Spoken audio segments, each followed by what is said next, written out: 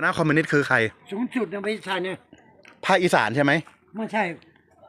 คนนี้อยู่ที่ไหนก็ตามได้ยินชื่อมาตลอดใครครับเมื่อคืนเห็นตัวครับคือปรีดีชื่ออะไรนะปรีดี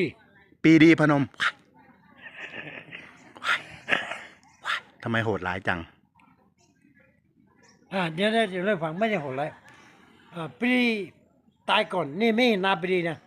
คนที่สองที่ศาลจอดจากปรีดีนี่เห็นหน้าครับคนที่สองขณะนี้จะเสียชีวิตลงเป็นประวัติยาวนานเลยเนาะยาวนานคนที่สองเป็นเรื่องเล่าเลยเนาะ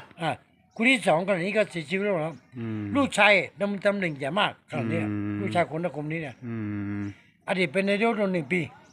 แล้วคนที่เป็นคอมมิวนิสต์เนี่ยตายดีไหมเสียชีวิตดีไหมหรือว่าทรมานพูดถึงจิตเปรียบเทียบกับยุคนี้ยุคก่อนยุคคอมมิวนิสต์ดีครับยุคคอมมิวนิสต์ดีกว่าเหรอแต่ยุคเปรียบเทียบกับยุคไม่ดี